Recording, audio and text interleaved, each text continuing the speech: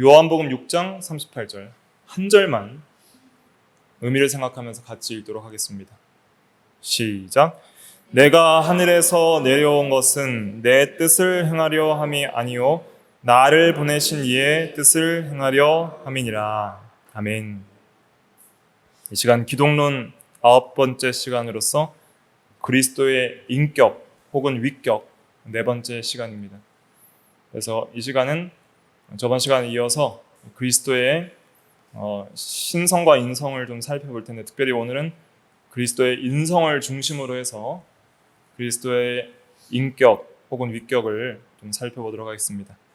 그리스도의 인격론 혹은 위격론이라고 하는데, 거기에는 신성과 인성의 두 성품이 한 인격 안에 있는 것을 우리가 생각하는 것이 인격론 교리입니다. 그래서 우리가 먼저 생각해야 될 것은 예수님은 누구신가 할 때에는 먼저는 성자 하나님을 첫 번째로 생각해야 됩니다.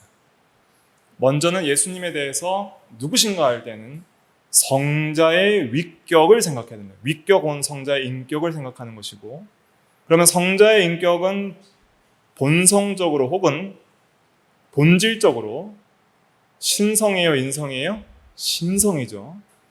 신성이신, 자, 이렇게 정리하셔야 됩니다. 신성이신 성자의 위격이 인성을 취하신 것이 바로 예수 그리스도의 성육신이다. 다시, 신성이신 성자의 위격이 인성을 취하신 것이 성육신이다.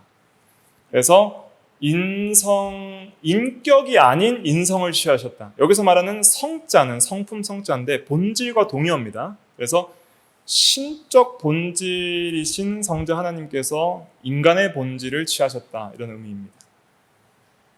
이 말은 인간의 인격을 취하신 것은 아니라는 것이죠. 그래서 인격이라는 것은 나, 너, 그라고 할 수 있는 그 어떤 존재적인 주체를 가리키는 것입니다. 주체. 그래서 예수 그리스도는 한 분이에요, 두 분이에요? 한 분이시다. 이것이 중요한 것입니다. 인격에 있어서 한 인격이라는 것은 한 분이시다, 이런 뜻입니다. 그래서 디모데전서 2장 5절에 보면 하나님은 한 분이시요 또 사람과 사람 사이의 중보자도 한 분이시니 곧 사람이신 그리스도 예수라. 예수님은 한 분이십니다. 근데 그 한 분이신 예수님께서 어떠한 본질로 계셨냐면 신성으로 계셨습니다. 신으로 참 하나님으로 계신 그 하나님께서 참 사람의 본성을 취하시게 됩니다. 그래서 두 본성이 계시는 거예요. 두 본질이 있는 거예요. 두 본질, 신적 본질 혹은 신적 본성, 또 인간적 본질 혹은 인적 본성이 있는데, 두 본질이지만은 두 인격이 아니라 몇 인격이에요? 한 인격이다 하는 것이 너무너무 중요합니다. 왜냐하면 그 한 그리스도 안에서 참 하나님으로서 일하신 면과 참 사람으로서 일하신 면이 있는데, 참 하나님으로 일하신 것도 누가 행하신 거예요? 예수 그리스도가 행하신 것이고, 참 인간으로 행하신 것도 예수 그리스도가 행하신 것이니, 참 하나님 되심과 참 사람 되심이 그것이 섞이거나 분리되지 않고 그리스도 안에서 한 인격으로 있으면서 두 본성으로 행하셨다는 거예요. 두 본성으로 행하심. 한번 따라해 보실까요? 두 본성으로 행하심. 두 본성으로 행하심. 그러나 두 분이 한 거예요? 한 분이 한 거예요? 한 분이 했다는 거예요. 이것이 정말 중요합니다. 이것이 우리의 신앙 고백인 거예요. 이 싸움을 해왔던 거예요. 지금까지 초대교회에서부터. 그래서 이 두 본성을 완전히 두 인격으로 떨어뜨려서 두 분으로 만든 이단이 네스토리우스고, 그리고 이걸 섞어버려서 제3의 본성으로 인간도 아닌 신도 아닌 비인 비신으로 만든 것이 유티케스였고, 그 다음에 참된 인성을 파괴한 두 종류가 있는데, 인성에 있어서 몸을 취하지 않으셨다. 몸은 환상이라고 하는 것이 가연설이었고, 그 다음에 영혼을 취하지 않으셨다. 그냥 신성의 육체만 취한 것이다 하는 것이 아폴리나리우스 이단이었습니다.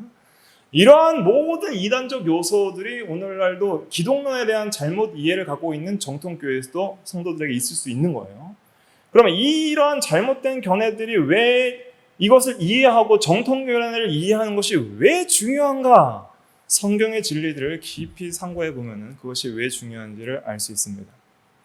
자, 이것이 왜 중요한지 오늘 시간이 되는 대로 하나씩 증거하도록 하겠습니다.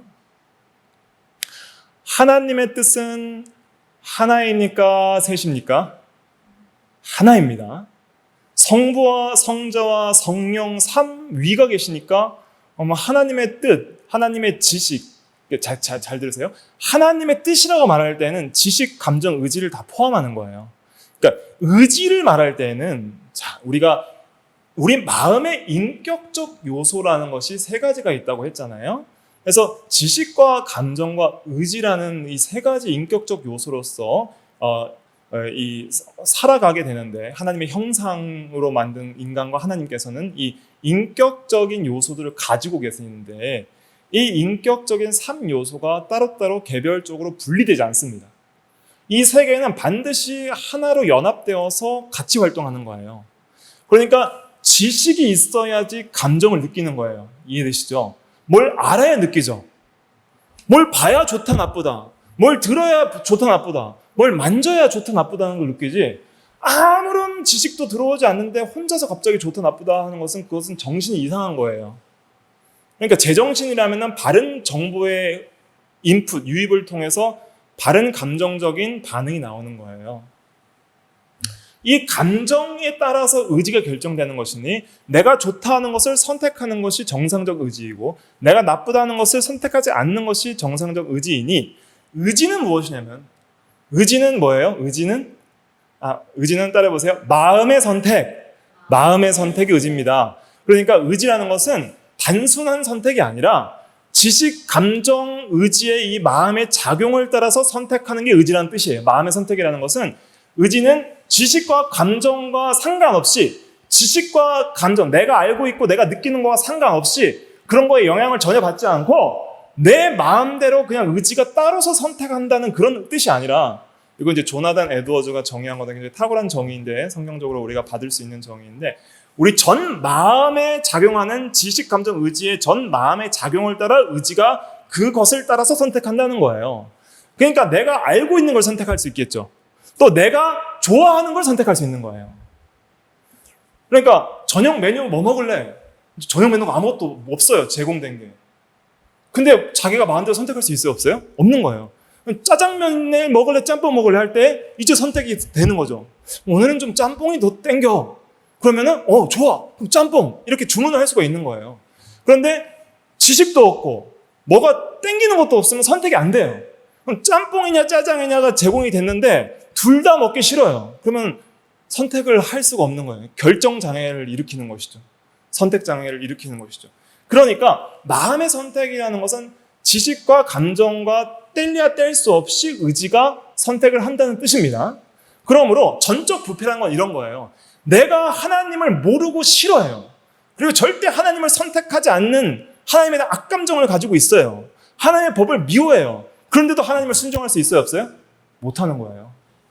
내가 하나님을 모르고 내가 하나님의 법을 싫어하는데 내가 하나님을 의지적으로 선택할 수가 불가능하다는 게 전적 부패의 교리에서 적용할 수가 있는 거예요.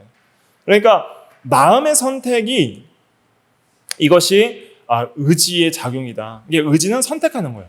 결국 그 의지를 통해서 선택한 대로 우리가 말도 하고 행동하고 이 삶을 살아가는 것이 우리의 삶이다 하는 것을 생각을 해야 됩니다. 그런 측면에서 우리가 하나님의 뜻, 하나님의 의지라고 말할 때에는 이런 하나님의 지식, 감정, 의지를 다 생각을 할 수가 있는 거예요. 하나님의 지식과 하나님의 감정을 따라서 또 하나님의 의지가 있다는 것을 생각을 할 수 있죠. 자, 그러면은 여기서 이제 다시 처음 질문으로 돌아가서, 하나님의 뜻은 세 개입니까? 하나입니까? 하나예요, 하나. 자, 하나님의 뜻은 하나님의 위격에 속한 것이 아니라 하나님의 본질에 속한 거예요. 그러니까 삼위일체 교리가 이렇게 중요한 겁니다. 하나님의 지식은 하나예요, 셋이에요? 하나예요. 하나님의 속성을 우리가 다룰 때 하나님의 지식은 하나님의 속성에 들어가는 거예요. 그건 전부 하나님의 하나 되신 본질을 가리키는 거예요. 그러니까 하나님의 지식도 하나, 하나님의 감정도 하나, 하나님의 의지도 하나예요. 하나님의 뜻도 하나예요. 그러니까 자, 하나님의 뜻이 하나일 때 이것은 삼위일체적이에요. 성부가 그리스도 안에서 성령을 통해 그 뜻을 품는 거예요. 그러니까 삼위 하나님의 뜻이 같아요, 달라요? 항상 같아요. 삼위의 뜻이 다르다면 어떻게 되는 거예요? 그거는 삼신론이 되는 겁니다. 성부 뜻 따로, 성자 뜻 따로, 성령 뜻 따로 신이 세 명이 되는 거예요. 근데 하나님은 한 분이시다 할 때에는 하나님은 한 분이시다는 교리에 있어서 하나님의 뜻도 하나예요. 그래서 성부와 성자와 성령이 세 위격이지만 한 뜻을 공유하고 절대로 그 뜻이 서로 상반되지 않게 온전히 성부께서 그리스도 안에서 성령을 따라 한 뜻을 행하신다. 그래서 우리를 사랑하셔서 우리를 하나님의 자녀로 택하실 때도 성부 하나님께서 누구 안에서 우리를 택하시는 거예요? 그리스도 안에서 우리를 선택하사 그 기뻐하시는 뜻대로 우리를 예정하사. 그 기뻐하시는 뜻이 성부 뜻 따로 성자 뜻 따로 성령 뜻 따로가 아니고 그리스도 안에서 그 기뻐하시는 성부의 뜻을 따라 우리를 예정을 하시는 거예요. 성령도 함께 하시는 거고. 그러면 하나님의 뜻이 하나다 하는 것을 우리가 이해하고 다시 오늘 본문으로 돌아올게요. 본문으로 돌아와서 요한복음 6장 38절 같이 읽어볼게요. 시작. 내가 하늘에서 내려온 것은 내 뜻을 행하려 함이 아니요 나를 보내신 이의 뜻을 행하려 함이니라. 지금 여기 뜻이 몇 개가 등장합니까? 2개가 등장하죠. 예수님의 말씀이죠. 내가 하늘에서 내려온 것은 내 뜻, 예수님의 뜻을 행하려 함이 아니요 나를 보내신 이의 뜻, 성부의 뜻을 행하려 함이니라. 이제 이런 구조를 잘 해석을 해야 됩니다. 예수님의 뜻이 따로 있고 성부의 뜻이 따로 있다. 그럼 이것을 어떻게 받아들여야 되는가? 여기서 말하는 예수님의 뜻은 어떤 본성을 따라 하는 뜻을 가리키는 거예요? 인간적인 본성을 따른 그 인성의 뜻을 가리키는 겁니다. 인성의 뜻. 그러니까 성자 하나님의 뜻은 성부 하나님 보내신 이의 뜻과 같아요. 다를 수가 없는 거예요. 한 뜻인 거예요. 한 뜻. 그런데 예수님 안에는 또 다른 뜻이 있으니 그것은 인성을 따른 인간적인 뜻이 있다 하는 것이죠.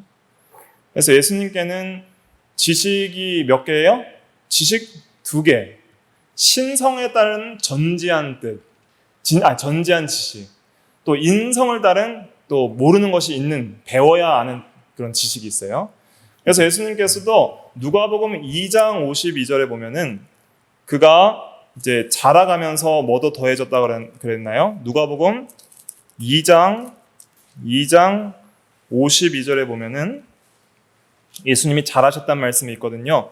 같이 읽어볼게요. 시작. 예수는 지혜와 키가 자라가며 하나님과 사람에게 더욱 사랑스러워 가시더라. 예수는 지혜와 키가 자라갔다 그랬습니다. 지식면도 성장을 한 면이 있었다는 것이죠. 예수님은 성경 공부하셨을까요? 안 하셨을까요? 하신 거예요. 예수님은 구약성경 공부하셨어요. 뭘 따라서 공부하셔야 돼요? 인성을 따라 공부하시는 거예요. 예수님은 어릴 때 가난하기 때 우셨을까요? 안 우셨을까요? 우셨겠죠. 우신 적도 있고 배고픈 적도 있고 지식적으로 공부도 해야 되는 거예요. 예수님은 공부도 해야 되고 성경을 배워야 돼요. 그런데 문제는 뭐냐면 신성으로는 모르시는 것이 없죠. 신성으로는 모르시는 것이 없지만 인성으로는 부단히 배우셨다는 거예요. 철저하게 배우셨는데 우리처럼 막 무지해서 잘못 배우거나 모르는 거나 하는 거는 없었다는 것이죠. 왜냐하면 예수님은 성령으로 충만하시고 또 하나님의 지혜로 충만하시고 지혜가 충만하셨기 때문에 온전히 인간으로서 배워야 될 모든 지식, 성경적인 지식을 오류 없이 공부하셨다 하는 것을 우리가 생각을 해야 됩니다. 지혜가 자라가는 면을 따라서 이렇게 우리가 생각을 하고 또 이 성전에서 여러 이 선생들과 함께 2장 46절에 보면 누가복음 2장 46절에 보면 그들에게 듣기도 하시고 묻기도 하시고 그렇게 하시면서 이렇게 지혜가 자라갔고 또 이런 학문적인 교류도 하셨다는 것을 우리가 생각을 해야 됩니다. 그러면서 이렇게 인성으로는 지식면에서 또 자라가는 면이 있었다. 인성적인 지식이 달라 있었다. 또 신성의 감정으로는 하나님이 신성으로는 막 감정적으로 불안하거나 감정적으로 괴롭거나 하는 것들이 하나님께는 있을 수가 없어요. 하나님은 복되시고 온전히 하나님은 복되신 분이고 항상 하나님은 기쁨의 하나님, 평강의 하나님이시에요. 그런데 예수님은 어떠셨어요? 아프기도 하시고 괴로우기도 하시고 슬프기도 하시고 내 마음이 괴로워 죽게 되었으니라고 그렇게까지 제자들에게 말씀하시면서 기도를 부탁하셨죠. 예수님은 그런 인성으로서 느낄 수 있는 그 육체의 연약함과 고통을 다 느끼셨던 것이죠. 그와 마찬가지로 신성의 뜻에 있어서는 예수님은 아버지의 뜻과 신성으로는 하나예요. 예수님의 뜻은 아버지의 뜻과 하나예요. 그렇지만은 예수님은 또한 인성으로서 아버지의 뜻에 온전히 뭐 하셔야 되는 인간이었어요? 순종하셔야 된다는 거예요. 온전히 하나님의 뜻에 순종하셔야 되는 거예요. 그래서 십자가 지기 전에 겟세마네 동산에서 유명한 기도가 있잖아요. 이 잔이 내게서 지나가게 하옵소서. 그건 인성의 뜻인 거예요. 인성으로는 그렇지만 인성이지만은 또 한 인격이기 때문에 그리스도의 뜻이에요. 그리스도의 뜻이에요. 그런데 인성으로서는 참으로 하나님께 이 단절되거나 버림받는 것이 인성으로서는 얼마나 고통스러운 것인지 아셨던 것이죠. 예수님의 신성이 버림받을 수 있어요? 없어요? 없어요. 신성은 버림받을 수가 없는 거예요. 하지만은 신성으로서 버림받는 것을 예수님의 한 인격으로서 신성은 버림받을 수 없지만은 예수님의 한 인격 안에서 인성으로 하나님께 버림받으심을 통해서 그 하나님이 버림받는 고통을 아실 수가 있었던 것이죠. 이해되시죠? 그러니까 그리스도가 왜 놀랍냐면 하나님이 하나님과의 단절을 어떻게 알 수 있겠어요? 하나님은 참으로 복되신 삼위일체고 하나님 자신이 하나님과의 단절을 어떻게 경험하겠냐는 거예요. 그런데 예수 그리스도의 그 한 인격 안에서 인성을 통해 단절을 경험하는 그 단절의 경험이 그리스도의 한 인격 안에서 경험되는 거기 때문에 그 단절의 경험을 신성도 인성 안에서 그리스도 안에서 그것을 이해하시게 되는 것이죠. 느낄 수 있게 되는 것이죠. 그래서 예수님께서 인성으로 영육이 하나님께 단절되어 버림받는 우리의 인간으로서 당해야 될 그 사망의 고통을 대신 당하셔야 하는데 그것이 얼마나 큰 고통이겠냐는 것이죠. 그러니까 예수님은 참으로 하나님과의 그 친밀한 연합과 단절을 경험하기를 그 마음으로는 원하지 않으셨지만은 그러나 나의 원대로 마옵시고 아버지의 원대로 하옵소서라고 하는 기도를 통해서 자신의 뜻을 하나님의 뜻에 뭐하는 기도를 드리셨냐면 복종시키는 기도를 드리셨다. 그래서 하나님의 뜻을 온전히 행하기 위해서 온전히 하나님을 의지하는 기도를 드리셨다 하는 것을 여기서 우리가 바라볼 수 있는 것입니다. 그러니까 예수님께서는 완전히 순종하면서 사셔야 됐던 거예요. 그의 인성으로서 완전히 하나님의 뜻에 순종하면서 사셔야 되는 거예요. 그러니까 성부, 성자, 성령의 그 하나님의 뜻을 온전히 인성 안에서 순종하면서 사셔야 했던 것이죠. 그 완전한 순종이 곧 완전한 의요 생명이 돼서 예수 믿는 모든 자에게 주시는 그리스도의 완전한 의는 무엇이냐면 그의 인성으로서 중보자의 한 인격 안에서 그의 인성으로서 온전히 순종하신 그 순종의 의를 모든 믿는 자들에게 주시는 것이 바로 그것이 적극적 순종을 통하여 우리에게 주시는 칭의의 그 근거이자 은혜이다. 칭의받는 그런 근거이다 하는 것을 우리가 생각을 할 수 있겠습니다. 그래서 예수님은 두 의지가 있다. 이것을 우리가 생각을 해야 됩니다. 예수님의 의지는 하나예요, 둘이에요? 둘이다. 하나님의 뜻은 하나예요, 둘이에요? 하나다. 하나님의 뜻은 의지랑 똑같은 것입니다. 뜻 의자니까 의지나 뜻이나 똑같은 말이에요. 영어는 will이고. 그래서 하나님의 뜻은 본질적으로 하나다. 그러나 그리스도의 뜻은 하나예요, 둘이에요? 둘이다. 그럼 둘은 신적 의지와 인간적 의지가 있다. 이게 참 어렵죠? 어떻게 한 분인데 뜻은 둘이냐? 그건 본성에 속한 거기 때문에 그렇습니다.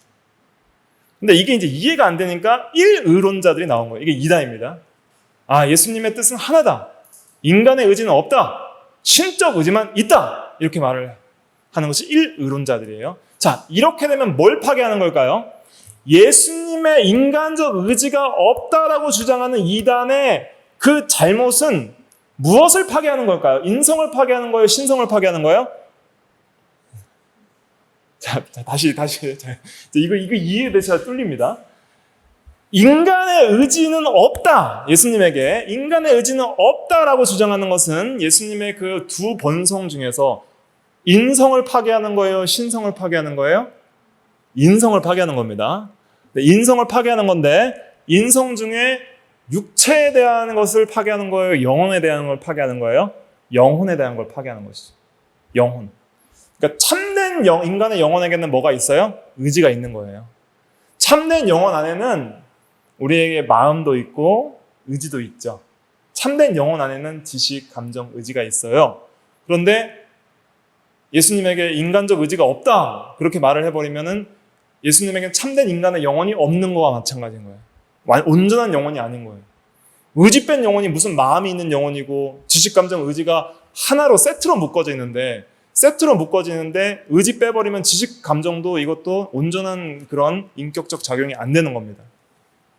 그래서 이 의지가 예수님에게 인간적 의지도 있고 신적 의지도 있다 하는 것이 그것이 바른 예수님에 대한 인격론이에요. 이것이 너무 중요합니다. 그렇기 때문에 예수님은 우리가 이제 예수님의 사역을 너무 풍성하게 이러한 교리를 통해서 이해할 수 있게 되는 거예요. 예수님은 신성으로는 전지하셨죠. 전지하셔서 누구죠? 나다나엘이 기도할 때 무화과나무 아래에서 기도할 때 예수님은 그곳에 안 계셨지만은 아셨죠. 나사로가 죽었을 때 그곳에 안 계셨지만 그가 잠들었느니라 하고 아셨죠. 또 그들의 악한 자들이 예수님을 속으로 비방하려고 계략을 짤 때 그들의 중심을 아시고 예수님이 지혜롭게 대답을 하셨죠. 그렇게 전지한 면도 있었지만은 예수님께서 또 모르는 면도 있었다고 하셨죠. 자, 모르는 면에 있었다는 것이 마가복음 13장 32절 한번 찾아볼까요? 마가복음 13장 32절. 마가복음 13장 32절 같이 한번 읽어볼게요. 시작. 그러나 그날과 그때는 아무도 모르나니 하늘에 있는 천사들도 아들도 모르고 아버지만 아시느니라. 여기서 성부만 아신다. 성부만 아시면 성부도 아시고 성자도 아시고 성령도 아셔야죠. 근데 왜 아들도 모르고 했죠? 예수님의 한 인격 안에서 뭐는 모르는 거예요? 인성은 모르는 거예요. 인성은. 근데 인성은 이제 부활 승천하셔서는 아셔요. 하늘과 땅의 모든 것을 지셨기 때문에. 인성적으로는 아직 모르시는 것이 계시다는 것이죠. 그렇게 해석을 해야지 이 해석이 정통 교리대로 바르게 해석이 되고 오해가 없는 것입니다. 그러니까 인성은 계속 배우시는 것도 있고 모르시는 것도 있고 또 의지적으로도 그 온전한 뜻에 순종해야 될 면도 있는 거예요. 인성적으로는 신성으로는 율법의 그 입법자이고 재판장이시지만은 예수님의 인성으로는 율법 아래 나셨다는 표현이 있잖아요. 성경에 율법 아래 나셔서 율법의 종이에요. 그러니까 율법을 온전히 순종해야 될 의무도 있어요. 인성으로는. 그래서 하나님의 뜻을 온전히 순종해야 돼요. 그러한 순종의 계명을 예수님께서 받고 오신 거예요. 율법 아래 나셔서. 그래서 내가 이 땅에 온 것은 나의 뜻을 행하려 함이 아니요 아버지의 뜻을 행하려 함이라 하면서 그 뜻을 온전히 순종하는 그런 순종의 삶을 사셨다는 것이죠.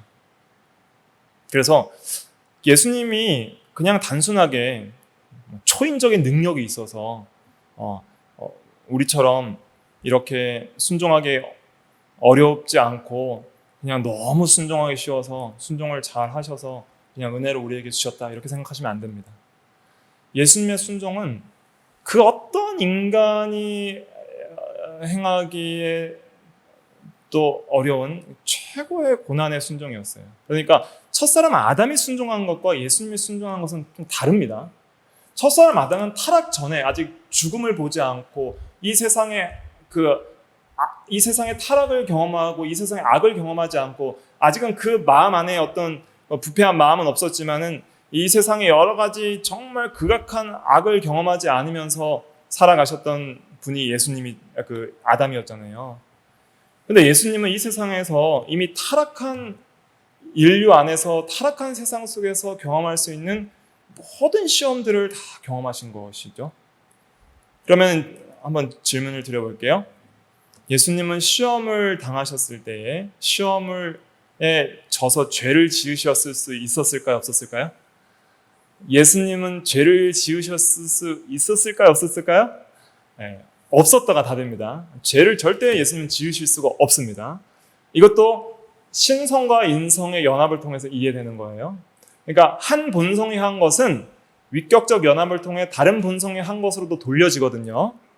이것이 이제 정통 교리입니다. 그래서 예수님께서 만약에 죄를 인성으로만 지었다 해도 누가 죄를 짓게 되는 거예요? 하나님이 죄를 짓게 되는 거예요. 그렇기 때문에 예수님은 죄를 절대로 지으실 수가 없어요. 교리적으로는 그래요. 인성만 떼놓고 봤을 때는 죄를 지을 가능성이 있을 수 있지만은 그러나 인성과 신성이 그리스도 안에 연합이 되어 있기 때문에 예수님은 죄도 없으실 뿐만 아니라 죄를 지으실 수 없는 분입니다. 그런데 그렇기 때문에 예수님도 죄를 지으실 수도 있었다 그러면 뭘 파괴하는 거예요? 신성을 파괴하는 거예요. 신성은 죄를 지을 수 없기 때문에. 그런데 예수님은 시험을 당하실 때 그 시험의 강도가 극한까지 당하셨다라고 우리는 믿어야 됩니다. 그렇게 생각할 수가 있는 거예요. 왜냐하면 우리는 시험을 경험할 때에 하나님께서 어떤 시험을 주세요? 감당할 만한 시험을 주세요. 너희가 시험 당할 때 하나님께서는 감당할 시험만을 주시고 또 감당치 못할 시험을 허락하지 아니하시고 또 시험 당할 때에 또한 뭐할 길 내사? 피할 길 내사 능히 감당하게 하시느니라. 고린도전서 10장 13절에 나와 있죠. 그런데 예수님께 시험하신 것은 극하지, 그러니까 그 시험의 극한까지 감당을 하시게 하는 거예요. 우리가 시험 당할 때에는 우리는 때로는 시험을 감당할 만큼도 주시기도 하지만 또 우리가 시험을 끝까지 이기지 못하기 때문에 그냥 시험에 저항한다 그래도 시험에 지기도 많이 하잖아요. 시험에 저항하다가 포기하고 시험에 져버리는 거예요. 그러면 그 시험의 위력을 최대치까지 우리가 실감하지는 못하는 거예요. 그러니까 성도가 시험을 많이 당한다 해도 시험이 줄 수 있는 최대가 100이라면은 100 오기 전에 미리 한 20부터 포기를 해버리면 시험 포기하고 해버리면은 시험의 그 위력의 최대치까지 우리가 경험을 하지 못하는데 예수님께서는 절대 시험에 들지 않고 죄를 지을 수는 없지만은 인성으로 시험을 당한 것은 우리와 똑같이 시험을 당하는 거예요.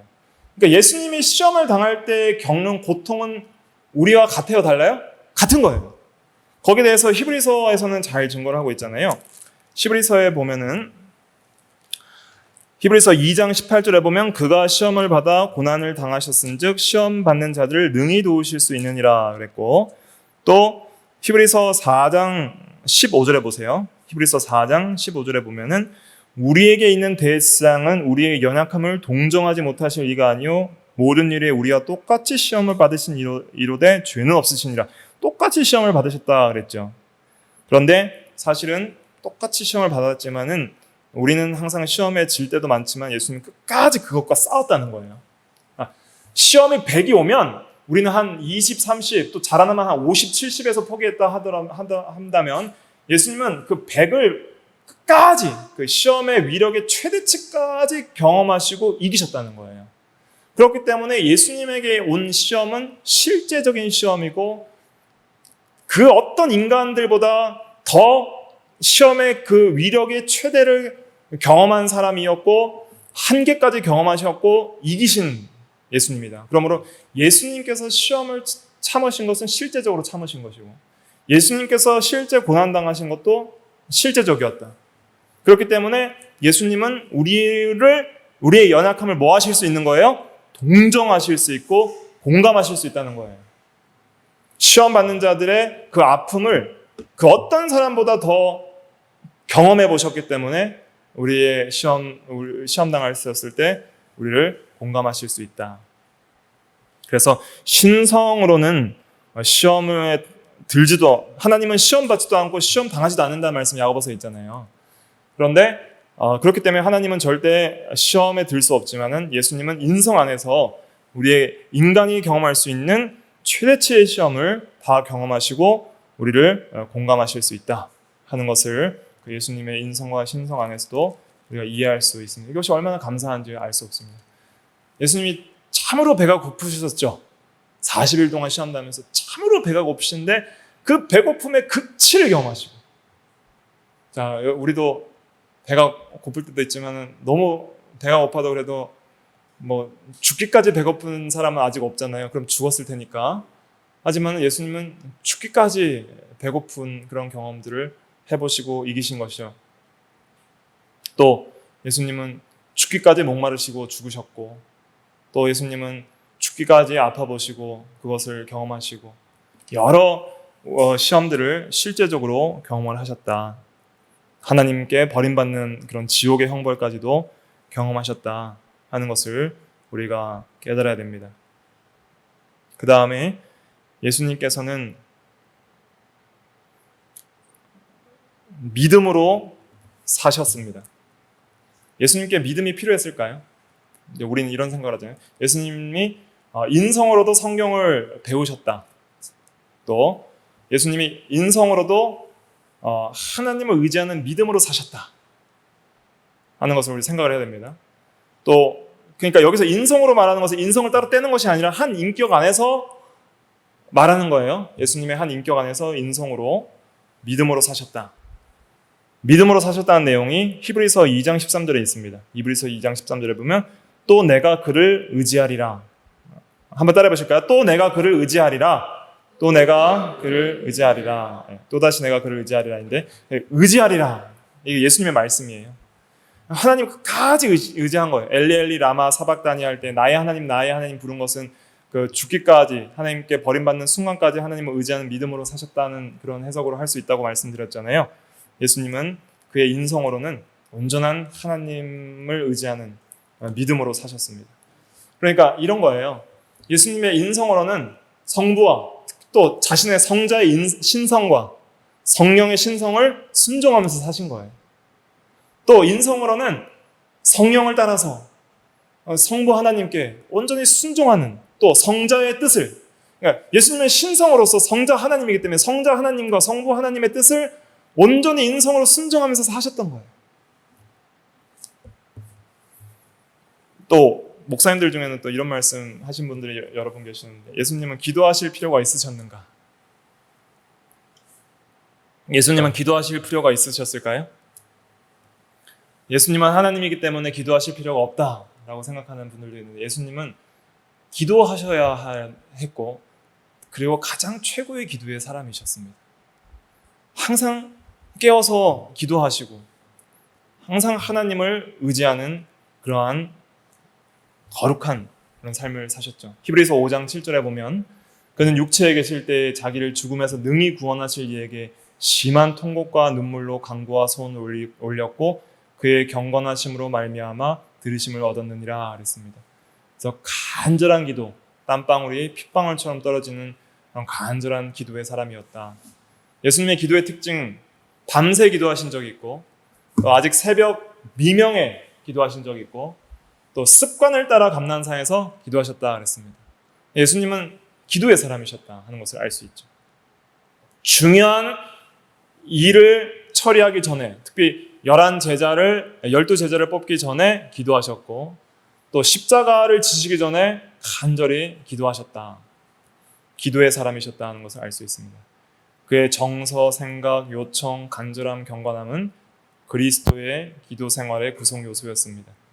그래서 신성으로서는 하나님과 온전히 교통하는 하나님과의 동일 본질이시지만은 인성으로는 계속적으로 하나님을 의지하는 그러한 기도를 드려야 되는 기도의 사람이셨고, 지금도 하나님 보좌 우편에서 뭐하고 계세요? 기도하고 계시는 거예요. 우리를 위하여 친히 간구하시고 그렇게 기도하시는 기도의 사람이시다. 그래서 우리는 예수님께서 이렇게 성경 공부도 하시고 믿음으로 사시고 하나님의 뜻에 순종하시고 시험을 온전하게 경험하시고 이기시고 그러한 것들이 그의 인성으로서 실제로 그렇게 이루어졌다는 것을 우리는 믿어야 됩니다. 그리고 그 예수님의 그 완전한 순종과 믿음과 기도와 헌신과 모든 은혜들을 우리가 받는 거예요. 그러니까 첫째로는 예수님께서 이루신 모든, 우리가 받는 모든 은혜들은 첫째는 예수님 자신이 이루신 공로예요. 예수님 자신의 의였고, 예수님 자신의 순종이었고, 예수님 자신의 기도였고, 예수님 자신의 믿음이었고, 예수님 자신의 그러한 시험이었던 것이죠. 그러한 것들을 예수 믿는 우리 모든 사람들에게 주시는 거예요. 그래서 믿음도 선물이라는 것은 무엇이냐면 누구의 믿음을 선물로 받는 거예요? 예수 그리스도의 믿음을 선물로 받는 거예요. 그리스도의 온전한 믿음을 우리가 선물로 그리스도 안에서 받기 때문에 한편으로는 우리의 한번 구원받은 믿음은 절대로 소멸되지 않는 것이죠. 그래서 우리가 이러한 예수님의 그 사역들의 의미들을 깊이 이해해야 됩니다. 마지막으로 한 말씀만 드리고 마칠게요. 예수님은 또 성령의 사람이셨다는 걸 기억해야 합니다. 성령의 사람이셨다. 성령을 따라 순종하신 그런 분이었다. 예수님은 성령과 성부와 동일한 본질이지만 그의 인성으로서는 성령을 따라 사셨다. 그래서 예수님은 누구를 통해 잉태됐습니까? 성령으로 잉태됐죠. 또 누구에게 세례를 받으셨어요? 성령으로 세례를 받으셨죠. 마가복음 3장 16절에 예수께서 세례를 받으시고 곧 물에서 올라오실새 하늘에 열리고 하나님의 성령이 비둘기같이 내려 자기 위에 임하심을 보시더니 그랬죠. 그 다음에 사도행전 10장 38절에 보면은 하나님이 나사렛 예수에게 성령과 능력을 기름 붓듯 하셨으며, 그리고 우리 한 구절만 찾아볼게요. 요한복음 3장 34절 요절입니다. 요한복음 3장 34절.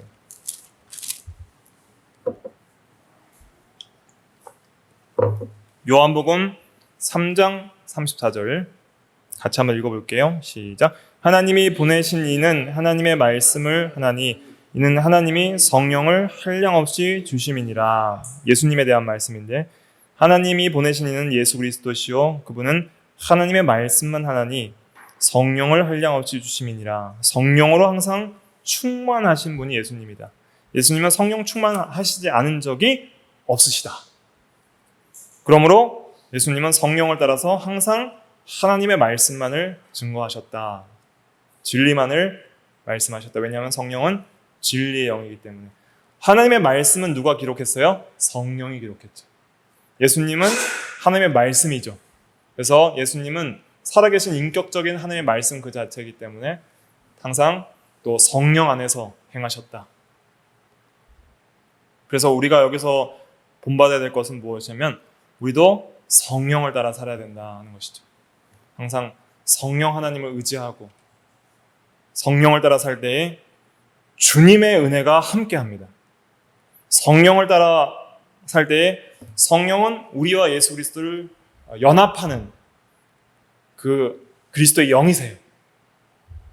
그렇기 때문에 성령을 따라 살 때에 우리는 주님을 따라 살 수 있는 것입니다. 성령을 따라 살려면 어떻게 해야 될까요? 성령 충만을 받고 성령을 따라 하려면 어떻게 해야 돼요? 우리가 먼저는 회개하고 그리스도를 의지하고, 그 다음에 성령은 진리의 영이기 때문에 말씀을 우리가 믿고 순종해야 됩니다. 또 성령은 기도하는 자에게 주시는 성령이라고 했기 때문에 기도해야 됩니다. 또 성령은 자기를 부인하는, 온전히 순종하고자 하는 자에게 충만하게 역사하시기 때문에 겸손하게 자기를 부인해야 됩니다. 그리고 성령의 감동이 있을 때 성령을 소멸하지 말고 즉시 순종해야 됩니다. 그러면 성령을 따라 살 수 있습니다.